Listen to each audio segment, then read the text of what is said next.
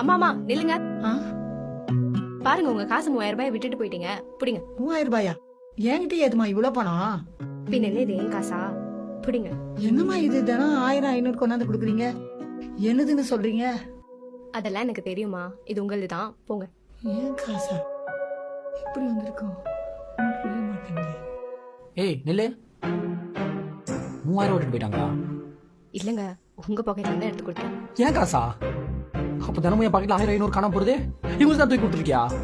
ஆமாங்க, உங்களுக்கு தான். ஏடி காசு என்ன மரத்தையா காய்க்குது தூக்கி கொடுத்துட்டு இருக்க? உங்களுக்கு ஒண்ணு தெரியுமா, அன்னைக்கு அந்த அக்காவை பத்தி விசாரிச்சேன். வட்டிக்கு மட்டும் காசு வாங்க தெரியல, தாங்கள காசு ஒழுங்கா டைம் கொடுக்க தெரியாதா? 2 நாள் டைம் கொடுங்க தம்பி, என் தலையை அடமான வச்சாவது கொடுத்துறேன். கோவப்படாதப்பா. இங்க பார், உனக்கு இன்னும் 2 நாள் தான் டைம். அதுக்குள்ள காசு வரல அப்புறம் அந்த குப்பல்ற வேலையும் இருக்காது பாத்துக்கோ. தந்துடும்ப்பா. குப்பல்ற வேலை பாக்குற, வட்டிக்கு வாங்கிதான் பசங்களை படிக்க வைக்கணுமோ? அதுவும் உன் பசங்களை படிக்க வச்சா பரவாயில்ல, வேற யாரோ ஒருத்தங்க பசங்களை படிக்க வச்சிட்டு இருக்க. பசங்க எனக்கு இல்லதான், படிக்கிறது எனக்கு ரொம்ப பிடிக்கும். எங்க அப்பா அம்மா என்னை படிக்க வைக்கல, படிக்காதனாலதான் ரோடோரம் நான் குப்பை அள்ளிக்கிட்டு இருக்கேன். நான் படிக்க வைக்கிற பசங்கெல்லாம் ரொம்ப கஷ்டப்படுறவங்க. நாம இந்த பூமியில பிறந்ததுக்கு ஒரு அர்த்தம் வேணும்ல, அதனாலதான் என்னால முடிஞ்ச அளவுக்கு கொஞ்சம் பேரையாவது படிக்க வச்சிட்டு இருக்கேன். அதுலயும் ஒரு பொண்ணு +2 படிக்குது, ரொம்ப நல்லா படிக்குது.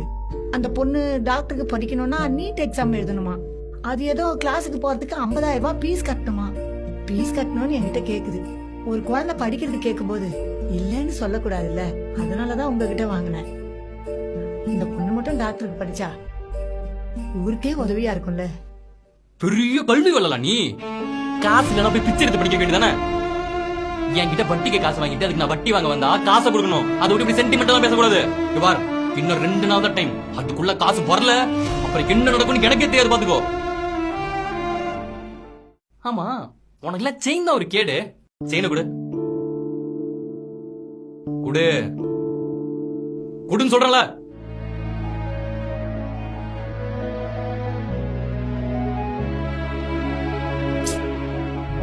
இன்னொரு 2 நாள்ல பணம் வரல அவ்வளவுதான் பாத்துக்க.